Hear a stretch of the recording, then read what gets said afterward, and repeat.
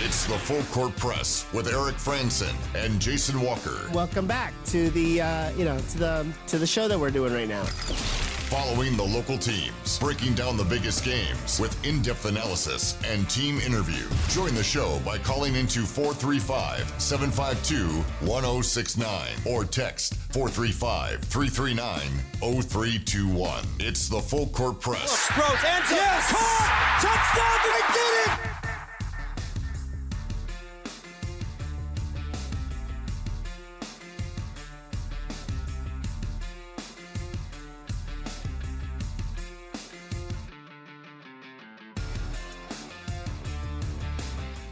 Good afternoon, everybody. Welcome on in. It's another edition of the Full Court Press. I'm Eric Frandsen. He's Jason Walker. We're on 106.9 FM, 1390 AM. We're also streaming on 1069thefan.com. You can also hear us on the 1069 The Fan mobile app, which if you haven't downloaded on your phone already, shame on you. Go ahead and do that right now. What if I don't have the app on my phone? Jason Walker, you got to lead by example. It's easy. It's free. Not only can you hear us in real time, but you can also listen to past episodes. Where our podcast feed is there. It's also on our website. Also, a lot of different places where you can follow along and listen and be a part of the show. Always love to have you along for the ride. And for those who want to text into the program and to share your opinions, those are welcome as well. 435-339-0321. That is the text line to be a part of this program today. And by the way, just a programming note, this isn't really affecting us so much as affects our sister station, but tomorrow is the introductory press conference for Utah State's new director of athletics, Cameron Walker. And if you can't be there in person to see him introduced, it will be streamed on our sister station, KVNU. 102.1 FM, 610 AM. Also on their website, kvnutalk.com, and their mobile app, the KVNU mobile app, as KVNU is your local home for Aggie sports. So they will have that, and so we'll be there. Jason and I will be there in person. But if you can't make it, you can have your radio ready, your app ready, or pull it up on your desktop and stream it there. But that'll be at 1 o'clock tomorrow afternoon, as Cam Walker will be formally introduced to the Utah State community. That announcement happened after we got off the air yesterday. The formal press conference, formal introduction tomorrow at 1 o'clock. It'll be in the West Stadium Center for those who can attend. But just FYI, for those interested to see Cam Walker in person, and to see what he's all about and see what his vision is for leading Utah State into its next chapter.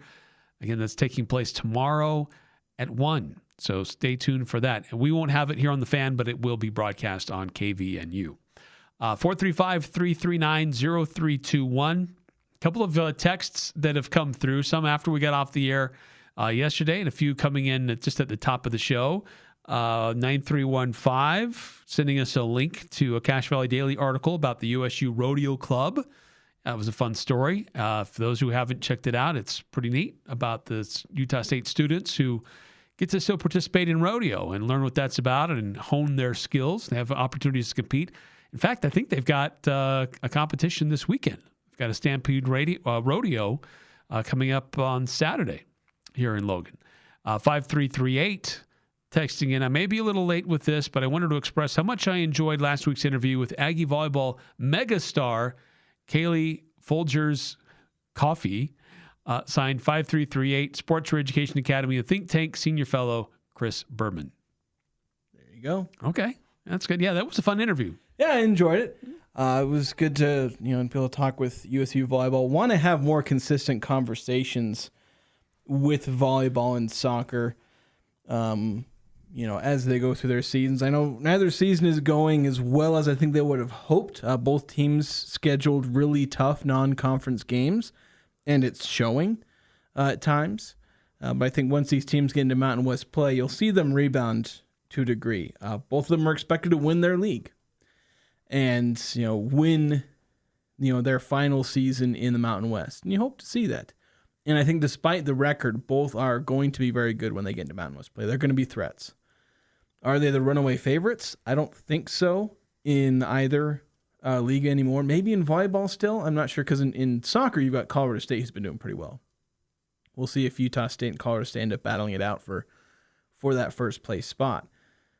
In volleyball, I can't say as much because I've not followed how the rest of the Mountain West have been doing in that sport. But you'll see both those teams do pretty well, I think. Yeah, it's for volleyball, they've scheduled a really, really tough non-conference schedule for themselves. Yeah, soccer as well. And some of those games haven't gone very well. Some of those matches haven't gone very well. But it's about preparing the team, getting themselves ready, learning how to compete at a high level, and then when it comes to conference play, the plan is that starts to yield more results. Yeah, you still got a pretty young team. Like, this is a team with a bunch of freshmen on it last year. Now it's a team with a bunch of sophomores. There's still some room to grow for this team. Yeah. 5338 saying, I'm a man. I'm 40. I'm unemployed. Yes. Mike Gundy, who's now like 58 at this point, or something like that. Yeah. Yeah. I thought I heard somebody say that rant was like 18 years old. Yeah, it's been a while. It's been a minute. It's been a minute. But kind of surprising news. Oklahoma State letting go of it's the way that most, legendary coaching tenures end. It ends with a whimper. Like, think of the legendary coach for your team that you root for. How did that end?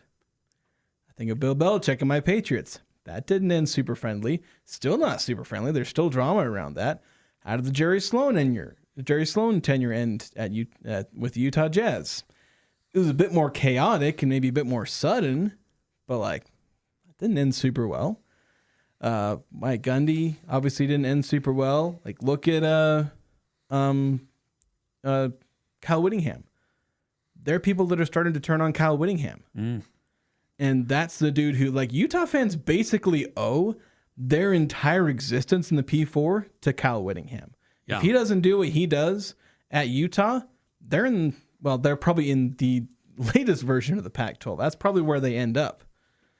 Were it not for a guy like Kyle Whittingham. Yeah, very true. But they're turning on him and getting frustrated with him because that's just how these legendary coaching tenures end. They always end with a whimper because eventually the coach who won a ton of games starts to lose his touch for whatever reason. Yeah, it's really hard for coaches, players, high performers. It's really tough for them to know when to step aside, when to finally call it a day, because part of them still feel like I've still got it. There may be some issues here, but we can address them. And we've had such a long level of string of success. We'll get it figured out. We'll be back on top. Yeah, and nobody's willing to criticize them because of what they've done in the past. And there's a belief that, hey, they did it before, they can do it again. It's a lot like why the second tenure of coaches always happens. We bring him back, and he did it before. Maybe he'll do it again this time. And it basically never works. Yeah. 2444 on the Young Power Sports of Logan text line. Has the line come out for the USU Vandy game yet? And if not, what would be your predictions for it? I would think it has to be smaller than the spread versus A&M. It's come out. Utah State, at least the one I'm looking at, has them as 21.5 point favorites, underdogs. Yeah, Vanderbilt favored 21.5. And it's smaller, I think, than what the A&M line was. Mind you, it was a lot smaller. Utah State were 34.5 point dogs to A&M. So, yeah, it's a bit smaller. Utah State seen as being much more likely to compete against Vanderbilt. Some of that just being the fact that, hey, they were within 22 points against Texas A&M. They covered there. Utah State's covered the spread in every single game they've played in so far. Yeah. Yeah. If I hadn't have known that line before, unfortunately, I knew that line before this text came in. But if you were to tell me what I would predict that it would be, I'd put it probably in the 21-point range, 3 touchdowns. I was probably going to put it in the 25-28 range. But I'm also not very good at setting spreads like that. It's just especially where I haven't really dug deep into a game yet. I haven't dived back into to Vanderbilt. And, I looked at him in the preseason, but we're 4 weeks in, and I haven't really checked back in on him a ton. But, yeah, this is a tough Vanderbilt team. They were ranked in, the 30s and 40s in a lot of computer rankings preseason, and they're 18th in the AP poll. So this is a tough opponent. But one thing I wanted to jump into before we get too far into Vanderbilt is I don't feel like we really dove into the McNeese game at all. We spent all of yesterday talking about Cam Walker. We touched a little bit on some performances. We talked about Bryson Barnes. We talked about how well he's doing. We talked a little about Utah State's surprisingly high odds at winning the Mountain West Championship. They've gone up by multiplier of 18. They were at 0.4 in the preseason. They're at 7.1 now. It's 18 times the odds. Still relatively low. That's single-digit percentage, and those percentages are from the Football Power Index for ESPN. I'm not just making those up. So those are the odds that we're looking at now. Maybe I could look at some futures bets or whatever to get some implied odds from there. But yeah, we looked at that, but I don't know if we looked at the McNeese game. And my question, Eric, is how much do you take away from that performance? Because, for instance, in my Monday cooldown, I dove a little bit into the game itself, but I was like, I don't know if I want to draw too many conclusions from this game. But they did take a team that was ranked like 5th in FCS in yards per game, and they made that offense look like total chumps. And then Utah State's own offense really only ever stopped itself. Fumble on the goal line, exclude that, and I think they had 2 punts and that fumble. Those are the 3 stops McNeese got against Utah State's first-team offense. Well, Bryson threw a pick. Oh, that's true. So maybe only 1 punt aside from that. Hold on, I'm gonna double check that. But yeah, 3 or 4 stops. You exclude the goal line fumble, and you maybe excuse the arm punt on 3rd down. It's like, I don't know. Again, Utah State really only ever stopped itself in this game on offense. But how much do you take away from that, knowing that, hey, this is an FCS team. Utah State was supposed to win by 30. They win by 41. Yeah, it's easy to watch a performance like that and get excited about a football team. And it's encouraging to see areas of focus were addressed. But I always have to remind myself that was against an FCS team that just allowed 42 points against Weber State. And that's not necessarily throwing shade on Weber, but Weber State's not really known as a great football power in FCS right now. Yeah, not right now. They were about 5 years ago. Yeah, when Jay Hill was there. But so it's like, yes, it was fun to see some of the things that they did on offense. It was fun to see some of the things they did on defense. Special teams, the kicking game was improved. Those are nice things to look at, and they make you feel good for that day. But it all needs to have not an asterisk, but an understanding. This was all done against a lower division school, an FCS program. So it's good for the team to get a few things dialed in and get things right. But we shouldn't take it too far. Like, some people after that game were like, my gosh, Utah State should, and we had a number of these calls and texts after the game, Utah State should be in the title game. And we talked a little bit about this yesterday, and there may be some good reasons to start talking about that because the rest of the league is in a bit of a shambles. But just because the Aggies looked good against McNeese doesn't necessarily mean that's the team you're going to see every week. Now, there are a lot of encouraging signs, but I'm just hesitant to get overly excited about what we saw on Saturday. Yeah, that's why I threw a lot of qualifiers in when I was writing that Monday cooldown, where it was an exploration of, hey, look, Utah State is suddenly looking more like a potential title team. But it's pretty clear. It's like, hey, there's some overreactions here. Look, even with this giant increase in their title odds, it's still sitting at 7%. And a big part of why Utah State is suddenly looking like, hey, maybe they can contend is because a lot of their opponents don't look nearly as well. It's not so much the Utah State has way overperformed expectations. We went over this yesterday where it's like my own preseason predictions, the same one that helped fuel my eventual prediction of 6-6, said Utah State would be 3-1 with roughly the results that we've seen. close wins against, a couple FBS teams, UTEP, Air Force, blowout loss to Texas A&M, and then I said they'd blow out McNeese. They've done exactly that, so they've met expectations to this point. We shouldn't go beyond and say, all right, suddenly they're contenders. But partly because the Mountain West hasn't helped themselves. Half the league can barely beat an FCS team, or didn't beat an FCS team in some cases. Yeah. And that's, that's why we've kind of reached that point with the Mountain West. And I think to your point in talking about the offense, as far as how it performed, I predicted Utah State would score 52 points. They scored 48. They technically underperformed my expectations. But, I was double checking this. They only punted once. They punted once, threw an interception, fumbled on the goal line. So 3 stops, one of which was very much self-inflicted with Javen Jacobs. The other, Bryson Barnes, throws it 40 yards down the field and has it intercepted. Those were the stops that McNeese had against Utah State. So they were almost unstoppable. But the thing that I look at more, and you wonder, can you draw some conclusions, is the defense. Because while McNeese's defense wasn't even necessarily relatively good by the FCS standard, their offense was doing pretty solid.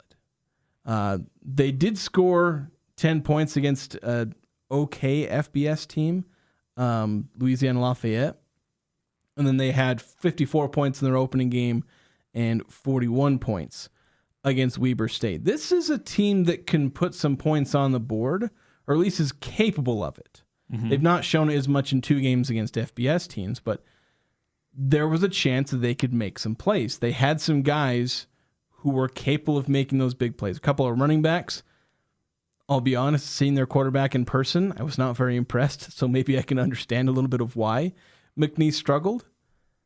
But I think with the run game, that was the thing that kind of impressed me the most, is like they just absolutely shut it down. Now, Utah State's not really going to be doing that against FBS teams, but to me, it shows a sign where it's like when you're that sound, you're making that many plays, your defensive tackles are getting into the backfield and making short stops. That's, I think, a good sign that maybe they can start producing results.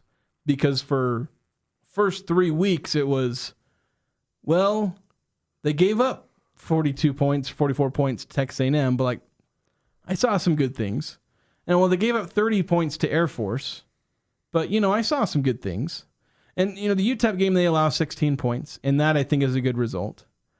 But UTEP isn't even a super strong offense, so allowing 16 points was a little, you're okay with it, but felt like you maybe could have done better in that game. So, everything so far has been kind of liking what I'm seeing on film, but not super thrilled about the numbers. This McNeese game is the first time that you can be excited about both. The film looked spectacular. The numbers were spectacular. And you hope that that's a sign that they can then put that together against future FBS opponents. Yeah. In fact, Noah Avenger earlier this week, he talked about the fact that this felt like a really complete game on defense for Utah State. It's a great feeling when, all 11 guys on the defensive and offensive side do their job. Because the plays that we give up, it's kind of ourselves shooting ourselves in the foot. One guy's off a gap, one guy's not in the right job assignment. So just seeing all the guys doing their job at a high level, it's fun to watch. Yeah, it is fun to watch when everybody's got the buy-in, when they're performing, when they're swarming to the ball, limiting an opponent's ability to run the ball or get down the field. An opponent who had their top 2 running backs both averaged north of 7.5 yards a carry, a team that had been averaging 200-plus yards per game on the ground, ranking either 14th or 16th in FCS. It's not that they shut down a mediocre FCS team. It's they shut down an FCS team that's been doing pretty darn good on the ground. The pass game, I think that's going to get exposed later down the line because, my goodness, that quarterback, inaccurate as heck. I've seen FCS quarterbacks, but I look like a high school quarterback at times. Also, another quick comment. I don't know how quick this one is, but another comment from Bronco Mendenhall. He's kind of evaluating his team's defensive progress as well, since we're talking about this, and how the team defensively is getting better every week. the execution, the physicality, the mindset, the confidence. And we have a pretty simple saying here that players play fast when they know what to do. And so coming off the Air Force week, which is a very unique opponent, but really a blessing to have played them early, the run fundamentals and the type of pad level and the mindset that it takes to play the academy, the next teams seem easier. That doesn't mean they are, but it's different. And the run fundamentals that you're able to work on, the play action and the eye control fundamentals, really, you get a nice foundation for anything that happens after that. And so I think we had the benefit of playing Air Force. We had the simplicity and the confidence that just keeps developing as our defense is gaining their identity and manifest in that opponent. So it really wasn't in relation to McNeese State that our defense was really well prepared. They played fast, they played aggressive, they played confident, they played sound. I was really impressed. They did a nice job. Interesting to hear from the coach that their defensive efficiency was just a carryover from what they had done in their preparation for Air Force. And that shows that this team is figuring it out and understanding their roles and becoming more efficient as to who they are and imposing their will upon their opponents instead of just always reacting to what the opponent is trying to throw at them. Yeah, it's being prepared. And I think what you see on both sides of the ball is where Utah State is showing that they're well coached and they have good schemes. Like the offense, it's causing problems with just kind of how unique it is in its own way, where it's like you got running backs playing wide receiver, on one snap, and then they're back in the backfield running the ball. You got tight ends doing the same way. They'll line up in a typical tight end formation, and then you got two running backs in the backfield, and then your next play, you're running an empty set with the same personnel. And so, it's a well-drawn-up scheme, and you got the versatility to handle that. But then on defense, you're seeing a similar thing. They don't have some kind of unique gimmick that they're doing like with the offense with some of the versatility of their players, but they just, as Bronco said at the beginning there, like players can play fast when they know what they're doing. If you're not sure, because this is what Utah State's offense is doing to defenses, like I broke down what Anthony Garcia is doing to defenses, where Air Force would suddenly get scared because they're like not sure, like all of a sudden Anthony Garcia is a quarterback. What's he going to do? Bryson Barnes is running around in the backfield. They didn't know what to do, and it led to some problems for Air Force's defense. But Utah State, you look at what they're doing, they're not having that problem. They know where they're supposed to be. They know where they're supposed to go. They know what areas they're supposed to attack. They know what areas they're supposed to cover, what gaps to fill. And when you know what you're supposed to do, and you've been coached well, and you prepare, and you know what looks to expect, because you still got to do some thinking, some, reading plays in the backfield, thinking on your feet.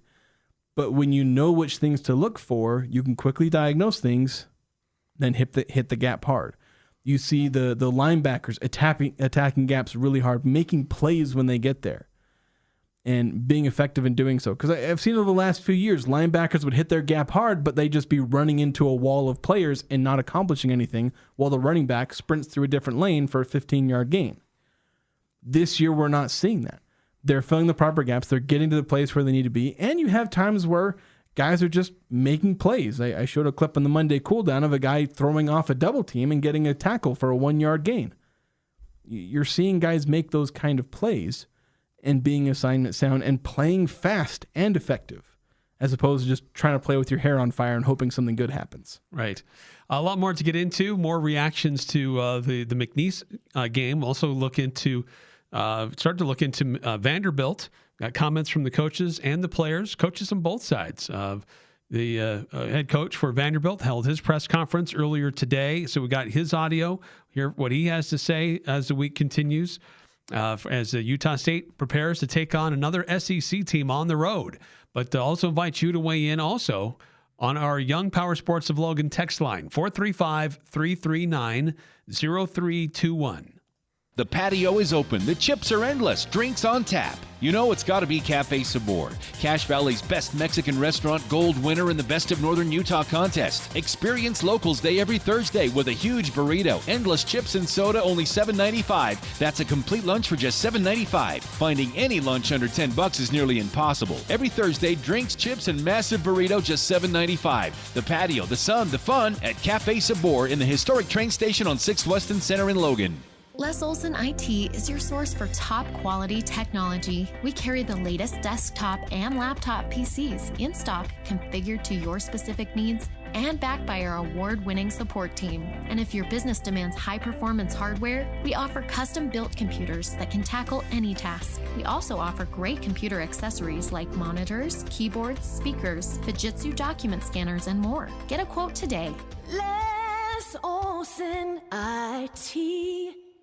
This is Jordan with Primrose Home Care and Hospice. As I visit with people on a regular basis, I see many things we can help with. Recent falls, balance training, knee, shoulder, and hip surgeries, memory loss, housekeeping, help with medications, and that's not all. We at Primrose offer the best care in any situation. A great example of this is our preventative care program. While working with your doctor and using our personal approach, we can help prevent many of these situations. For more explanation, visit primrosecare.com or call me at 787-1369. Primrose Home Care and Hospice. We're your home team.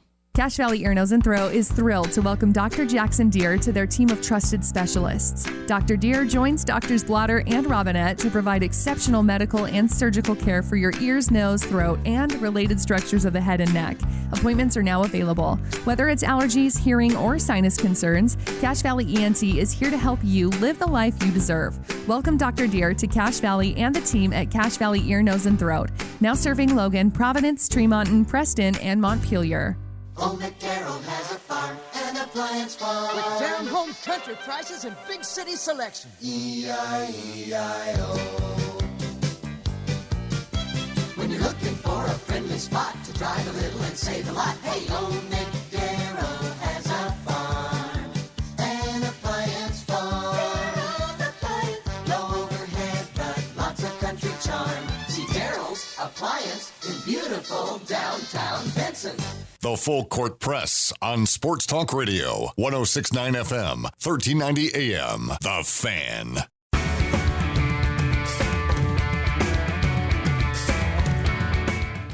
Yeah, I think the chemistry's just been building. You know, every game, like I said, we're getting more confidence every game. And, you know, the O-line just continues to show improvement. If you look at their sacks and pressures, every game it's going down.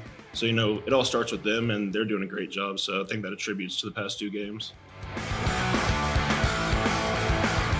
That was Brady Boyd earlier this week, praising the Utah State offense, that it's gaining momentum. We've been talking about the defense gaining some momentum and becoming a little better dialed in. The offense, I think that's clearly been evident the last two games, not just what happened on Saturday, but also what happened against Air Force. Yeah, I'm more sold on this offensive improvement being an actual thing because of the Air Force game. Now, Air Force may not have the most spectacular defense. I mean, we saw Boise State carve them up for basically the same number of points, but Boise State's supposed to be good. And, you know, Utah State put 49 points on Air Force. So the fact that it's not just the FCS game, that's the, you know, the encouraging aspect of this. With the defense, the fact that this is the only time that I think they've really put it completely together, UTEP sort of being in there as well, where they hold them to 16. But it's like, you know, the fact that you have that Air Force game to hang on to, that's where there's a little more legitimacy to it. You need to continue to improve. And there's also the fact that Utah State wasn't bad. It's not like they were bad on offense. Like, they were at worst mediocre. You score 28 points in game one, 22 in game two. That's not anything to really be upset about or concerned over. So the fact that it's okay. They weren't bad. You could even call them, you know, decent in those first two games. Nothing overly worrying in those games other than the amount of sacks. You can kind of see where it's like, you know, if they stop giving up sacks, they're going to score a good number of points. Well, lo and behold, they give up, 12 sacks in the first two games. They give up 4 sacks in the next two games, and they score 49 and then 48 points. Well, what do you know? It's amazing. What a concept. We went over this a couple weeks ago, throwing out some thought experience. What if Utah State cut their sack numbers in half? Well, they'd score a lot more points, Eric. And what do you know? They scored a lot more points. Here's the evidence. So, yeah, there was a logical through line of this being possible, and then the fact they did it against both an FBS and FCS team. That's where you can be a little more confident in it. I'd hold off on getting way too optimistic about this being like the elite offense or like this unstoppable offense, or they're going to set records like with 2018 or 2021. But I think they can be a good offense. Upper tier in the Mountain West, that's their potential. I'm not 100% sure they're going to reach that potential. They've got some tough games coming up. Vanderbilt's a tough defense. They could cause a lot of the same problems that Texas A&M gave the Aggies. Pressuring the quarterback. Vanderbilt has 10 sacks as a team on the season. They're going to get after Bryson Barnes. They're going to cause a lot of those same issues. McNeese and Air Force didn't have as good a pass rush as Texas A&M did. Probably had it about the same as UTEP did, so there's at least some improvement there. They gave up 6 sacks to UTEP. So there's going to be some times where this offense looks mediocre or bad. There's going to be some opponents that probably make them look like that. The question is, can they be consistent enough throughout the rest of the season? And then can the defense keep playing better and better as the season goes along? 9315 on the Young Power Sports of Logan text line. If USU football keeps this trajectory on offense and defense, getting better each week, it'll make for a really fun game against those Idaho Donkeys at the end of the year with higher expectations of a win by USU. Yeah, I don't want to look too far into that. And there's some interesting landmarks along the way to that. For one, I want to see how Utah State does against Vanderbilt. Do they improve upon their performance against the last ranked SEC team they faced? If they can do that, you can be more optimistic. Then you got to see how they do against a lot of the teams that are kind of middling or lower in the conference. Hawaii, San Jose, New Mexico, Nevada. Get through those 4 games. And then you've also got Fresno and UNLV on the road. Like, there are a lot of games that I want to see before I even think about what Utah State could maybe look like against Boise State. There's just too much in the way and too much that can change before I can really get looking. But I think you're right. If they keep on this trajectory of the offensive and defense honing their skills, the point is right overall, that it will make for a much more interesting matchup than we were expecting preseason, where I think I predicted a blowout loss. Yeah. One other interesting comment from Bronco Mendenhall, just talking about the potential of this team. Just looking what's their trajectory, how are they doing, how are they improving, and he kind of talked about I guess for lack of a better term, the joy that he's feeling, getting to know the potential of this football team this season. Yeah, it's becoming apparent. This team is tough. They're physical. They're competitive. They're dynamic. They're unified. They're willing. They work super hard, and they're playing good football. And it's really fun to see them grow, develop, and be willing to take on every week the demands of our program, as well as support one another. And I'd say the greatest strength right now that's accelerated beyond what I expected is how close this team is. But we also know in our program that's facilitated by doing really hard things together, which we do. And that's built great relationships. Yeah. So you see it building. You see the things that are improving on offense and on defense. If this was a standalone game, then you're like, oh, look at that. Oh, look what Utah State can do. But when you add it to how they performed against a conference opponent, which has historically been tough for Utah State, then you start to look at, okay, there is a potential for this team. There is a potential for the play calling that's happening on offense and defense, the players that are on the field executing it. You can start to see there are some patterns developing here that get a lot of Aggie fans, get us kind of excited about what the potential for this team is. Yeah, there's reason to be excited about this team's potential.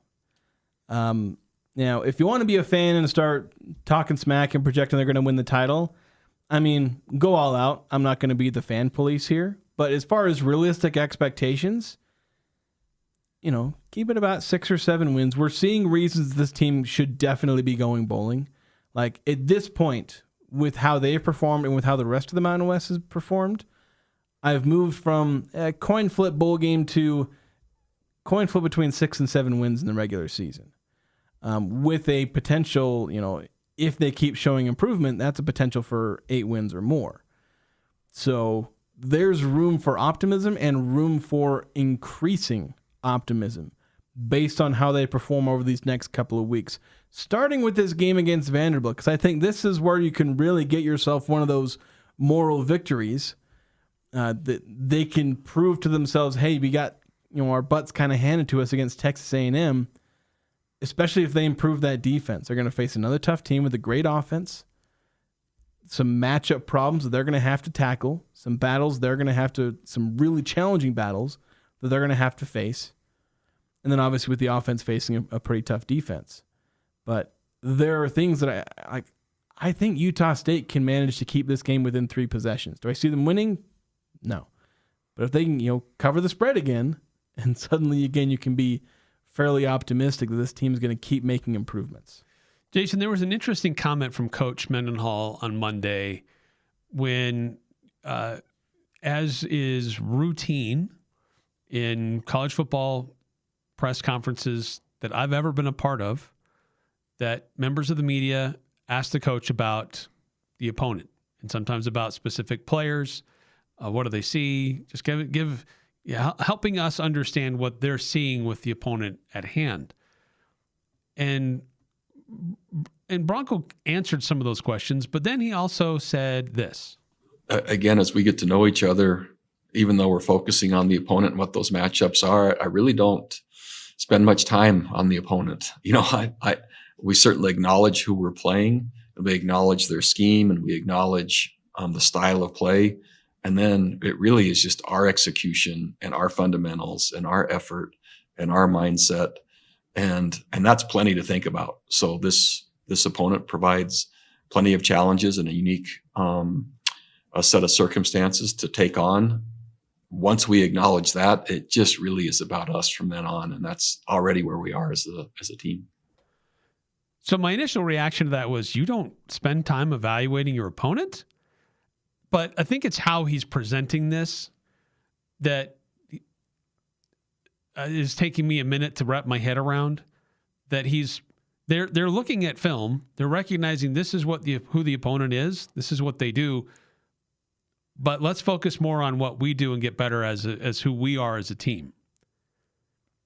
So I understand that, but at some point, don't you also have to go pretty deep? Shouldn't you be going pretty deep on the opponent so that you can recognize tendencies, counter certain looks that they're doing, and just be a little bit more prepared for what you might see on Saturday?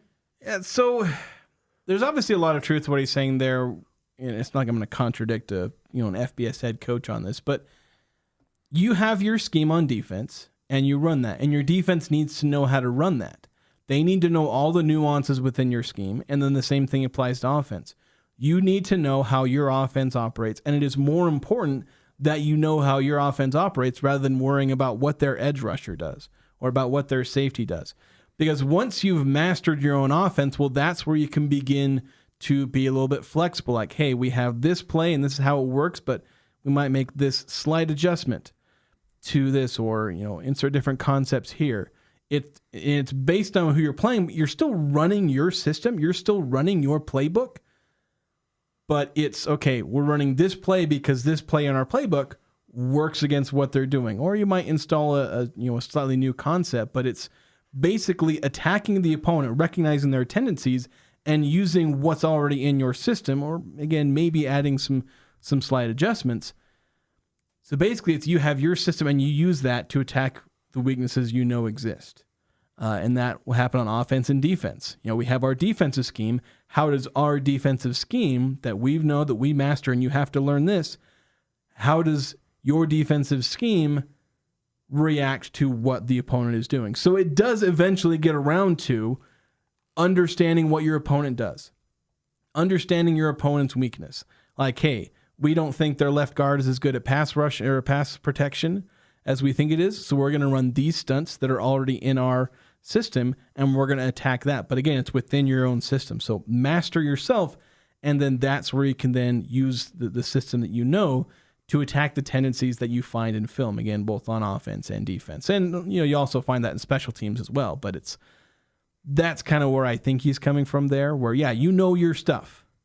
And then once you know your stuff, then you can worry about the opponent and attacking them. But again, it all comes back to your system. Attack them with your own system. Yeah, and I can definitely buy that. You don't reinvent yourself, your offense or defense, just based on, Utah State doesn't suddenly play, 5-2 defense just because they're facing Air Force.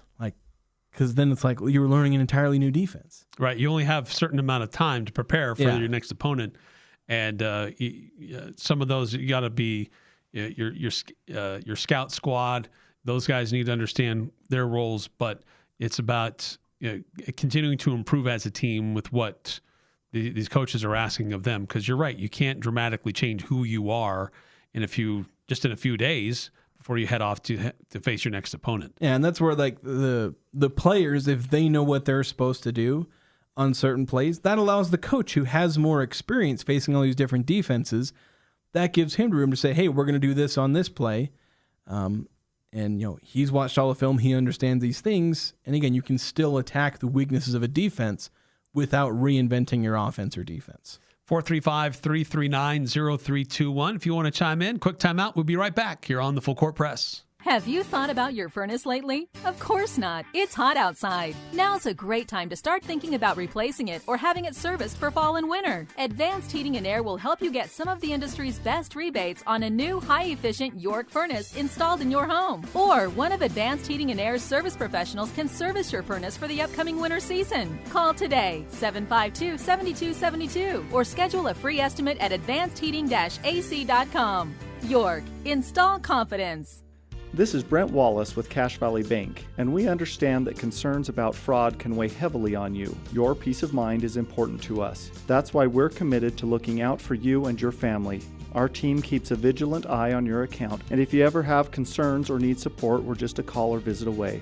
Whether you need advice or just someone to talk to, our friendly staff is ready to help. We're more than just a bank. We're your neighbors, and we care about your security. Visit your local branch today. Cache Valley Bank, member FDIC.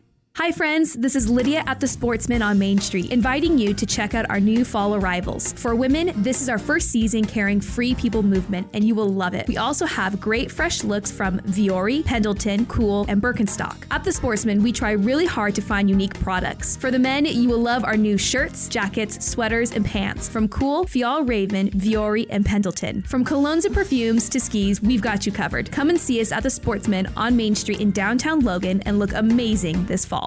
When grid failures and severe weather cause power outages, your business might take a hit, or at home, you could lose your refrigerated food storage. Generac Standby Power Solutions help ensure an uninterrupted power supply. Generac is the #1 brand of standby generators. Get yours today from Golden Spike Electric, your trusted source for safety and security. Golden Spike Electric, powering your peace of mind. Online at gsegenerators.com or call 257-3016. They also service other models. The Aggies, the Jazz, the high schools, the Full Court Press on Sports Talk Radio, 106.9 FM, 1390 AM. The Fan.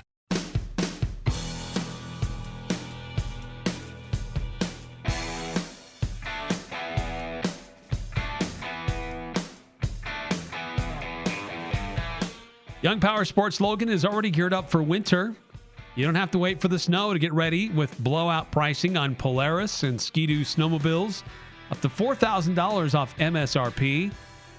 You also got snow plows, enclosed side-by-sides, huge selection on-site, ready to roll. They got transparent pricing, including all dealer fees, no surprises, just great deals and gear built for adventure at Young Power Sports Logan. So again, we're looking at the matchups between Utah State and Vanderbilt. Of course, invite you to chime in on the Young Power Sports of Logan text line, 435-339-0321. 9315 texting in. Imagine how it would go over if Bronco walked in and told the offense for this week, we're going back to the Anderson offense for this week because it's Vanderbilt. It's going to go about as well as some told to go hug a wild skunk. Yeah, that's pretty much how it would go over. So yeah, when this was off our conversation talking about how Bronco doesn't focus on the opponent as much, and it's like, yeah, you focus on yourself, run what you run incredibly well, and that goes especially on offense because like with the offense, with defense is much more reactive, and that's where you have to focus on specific matches maybe a little bit more. With the offense, that obviously does happen if they got some big playmakers on defense. But with the offense, it's like, we're going to run what we're going to run, and we're going to make them stop it. Because a lot of offenses already have built-in comps like, hey, this is our man-beating route combination. This is our zone-beating combination. So you're already running those, depending on, you have those in your system, and then you might just run, if you're facing a man team, you run your man-beating concepts, or, most people play zone in college, so you run your zone beaters. So it's like, it's not going to be this drastic change week to week. I think with McNeese, they definitely had an emphasis to run the ball, but they just ran their run offense more often.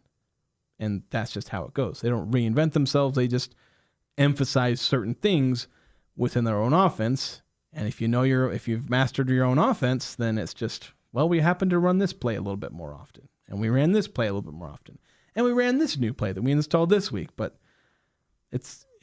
you make it as simple as possible. Yeah, right. Yeah, you want your guys to execute the play. One of the interesting things about this week is there are a number of interesting storylines here. Nick Howell returning to Vanderbilt, where he spent 2 seasons as a defensive coordinator. It's the second time this season that Utah State is making a road trip against an SEC opponent. And just how much does Utah State learn from their game at Texas A&M? And how much does that improve and prepare them for this week against Vanderbilt, who is likewise, like A&M was when they faced them, a top 25 team, ranked about similarly as A&M was when Utah State faced the Aggies. And so Noah Avenger talked a little bit about this, about kind of it's another opportunity to play an SEC team on the road and kind of learning from those past experiences that they've already been through so far already this season. I would just say at an overall aspect, we have an opportunity. It's another game. We got to focus on ourselves and kind of be process driven on a day-to-day basis, and just go put our best foot forward on all 3 phases of the game. And I feel like that's what we're going to do this week. Yeah, Brady Boyd kind of echoing those same kind of sentiments about kind of some of those lessons learned from facing Texas A&M and being able to apply those to their preparation for Vanderbilt this week. Yeah, if you look at that second half, I feel like as an offense, we were a lot better in that second half. So just gaining the confidence, knowing that we can do it against teams on like a SEC team like A&M. So just gaining that confidence, just knowing that we can go into Vanderbilt, and if we just do our job and do our stuff, that we'll have a good shot. I think one of the keys, though, is consistency, and confidence goes into that. The more confident you are, the more consistent you can be. Because they scored. Didn't Utah State score on their first possession? It was either their first or second possession. Against A&M? Yeah, against A&M. Yeah, I think that's true. It was when Anthony Garcia, they had that 4th and goal, and Anthony Garcia threw the pass to Jacobs or Miles Davis. I can't remember who. But then they didn't score again until the 3rd quarter or something like that. And they stopped Texas A&M on A&M's first or second possession or something like that. Might have been Utah State scored on their second possession, because when they scored their touchdown, they went down 7-6 because they went for 2 and didn't get it. So it's just the consistency. Get that consistency. You showed those flashes against Texas A&M. They could not consistently hold it together. They allowed chunk plays. They might hold them for 2 to 4 yards on first or second down, but then a big play later on in the drive. Got to have more consistency on both defense and especially on offense, where you saw some good plays, you saw some good throws, you saw some good catches. Brady Boyd had that highlight reel catch on the sideline. You had some good things drawn up, but they couldn't be consistent about it. Go out there and be consistent against Vanderbilt, and good things are going to happen. Yeah, absolutely. More comments from the coaches and players throughout the rest of the show. Well, throughout the rest of the week, really, as we continue to prepare for Utah State at Vanderbilt. KVNU Game Day, our sister station, will begin their pregame coverage at 8:45 Saturday morning, to get you ready for the showdown between the Aggies and the Commodores. Tomorrow, it's the Utah State Utah State Athletics, I should say, introductory press conference for Cameron Walker, and that will be at 1 o'clock. That will be broadcast live on KVNU for those who cannot be there in person. But a lot more to discuss with Utah State and Vanderbilt. Also get into the stat that blew our minds and our player of the week. That's next on the Full Court Press. Life is hard, so making sure you find that perfect woman is important. You need someone that will be by your side through the good and the bad. Once you have found her, show her that she is special with a beautiful diamond ring from Jerix. Yes, it is all about the romance. At Jerix, you won't find a more intimate setting. Where you purchase the ring might not be as important as who you choose to marry, but it's pretty close. Jerix Fine Jewelry. Make it special, make it Jerix. Cold weather is here, which means you'll be using your gas fireplace again. Let Advanced Fireplace and Stove, the 4-time Best of Northern Utah gold medal winner, help you get it ready for those cold Cache Valley winters. Schedule a service call with one of their service pros today and receive 20% off if you mention this ad. If you're building a new home, Advanced Fireplace and Stove can design and install a heat and glow fireplace. From traditional to modern, Heat and Glow has something for every design and every budget. Find out more at advancedfireplaceandstove.com. This is Ryan at My Mattress. A few years ago, I saw this sign hanging in a gas station. It said price, quality, service. Pick 2 out of the 3. Now, it's funny, and I did laugh, but at My Mattress, we don't even want to do business unless we can do all 3. Price, quality, and service. We have a 90-day sleep guarantee, 90-day price guarantee, and we will answer the phone if you have a warranty concern. At My Mattress, we deliver, we have financing, we strive to be price, quality, and service every day. Isn't it time to sleep exceptionally? Only at My Mattress. Passion, enthusiasm, extraordinary skill. Isn't that what you want from a chef? From salads to seafood, wood-fired pizzas to unique pastas and succulent steaks, the Elements Restaurant chefs have spent hours creating choices for you. A casual dining experience for lunch or dinner with daily specials and menu choices that always deliver excellence. The Elements is a complete dining experience for everyday dining and for special occasions in your life. Appreciate elevated simplicity. Only at the Elements Restaurant, 750-5171.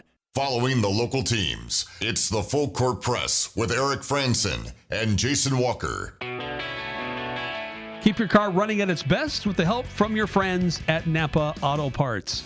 Your vehicle needs a new battery, they need new wiper blades. Napa has the best brands and can even help you with installation right on the spot there at the store. Several locations located and locally owned from Preston to Providence. So on Tuesdays, it's kind of a good time to, on Mondays, we would reflect a lot about what happened over the weekend. But Tuesdays give us a chance to highlight a few other things, notably an interesting stat that's out there that maybe caught our eye, or a player who really stood out with what they do. So, Jason, let's dive into who we think is our player of the week. Time to see who the real MVP is. If you have a good game, your game is going to say that. You don't have to say it. Puts a lot of cool things in perspective anytime you're the first time doing something. It's the Full Court Press Player of the Week. Let's go! All right, Jason, who's your player of the week? So I went ahead and gave mine to William Holmes. Ooh, good choice. 7 tackles against McNeese, but just as big there were his 2 sacks, 3 overall tackles for a loss. Under the QB hurry, he was a menace in getting in the backfield against the Cowboys on Saturday. I'm going to give mine to Hallie Smith. She's a goalie for the Skyview girls soccer team, and she finished 6th in Sports Illustrated's Youth Athlete of the Year, a national contest and competition, and she was recognized for that really neat article on Cache Valley Daily about her, not only as a performer in goal for Skyview, but also battling epilepsy. She had brain surgery, but she's still out there on the pitch helping her Skyview Bobcats. Fantastic stuff. Yeah. All right, I'm not going to have time to play the fancy music, but what's your stat that blew your mind, Jason? So I got this from the Detroit Lions PR account on social media. They said over the last 2 weeks, the Lions became the first NFL team since the AFL-NFL merger, it was back in 1970, to compile the following numbers over any 2-game span. 6 passing touchdowns, 6 rushing touchdowns, 0 sacks allowed, and 0 turnovers. Wow. They completed that. And they did the 0 sacks against the Ravens, who had something like a 50-something game streak of having at least 1 sack. Wow. And that was broken against the Lions in their Monday Night Football win. Very impressive. My stat also has to do with the NFL and something that hasn't been done since the merger in 1970. 7 NFL games on Sunday featured a game-winning score in the final 3 minutes of the fourth quarter. That's the most since the merger. We had a ton of crazy finishes in the NFL on Sunday. We had blocked field goals returned for touchdowns, walk-off field goals as time expired from distance. It was a wild, wild Sunday in the NFL. Ton of fun. This is where the NFL is kind of remaining undefeated to a sense where NFL fans are just blessed with close games. In college, it's like sometimes it's just a blowout, and it's not as exciting. That's why the college football playoff is honestly the most overrated event ever, because most of those games are blowouts. Yeah, very rare do you have a tight game. They're very rarely exciting. I sometimes I don't even watch the games because they're not going to be exciting. You can guess who's going to win. Like, heck, me and you were undefeated in our pick'em this with Utah State. It's been easy to predict who, but in the NFL, it's close, it's exciting. There's a lot there. There's still some magic to college football. There's some magic left, but this is one of the reasons why you got to love the NFL. It's just close, competitive football every week. A little more so this week, but still, every week you're getting a lot of it. Yeah, well, you had teams who hadn't lost versus teams who hadn't won and still went down to the wire. So you never know what's going to happen. And you never know what's going to happen here on the Full Court Press, so stay tuned for next hour. This is Above the Noise. Sometimes the beauty of football is in the chaos, the collisions, the wild finishes. But last night in Baltimore, during a Monday night showdown between the Lions and Ravens, the beauty was in the contrast. Quarterback is the most scrutinized position in all of sports. And here we had two of the best, showcasing that there's more than one way to master it. Lamar Jackson is electricity in cleats, a quarterback who forces defense to account for every inch of turf. When he takes off, the game bends around him. When he doesn't, the threat of his legs alone is enough to open up throwing windows. His improvisation is at its finest. On the other side, Jared Goff plays with a surgeon's precision. He doesn't wow you with anything, really, other than ball placement, rhythm, decision-making, the backbone of Detroit's resurgence. Together, they reminded us of why the game is so special. There isn't one blueprint for success at that position. There are many, and that's what makes football so fascinating. I'm Dan Patrick, and this is Above the Noise. I am dedicated. I am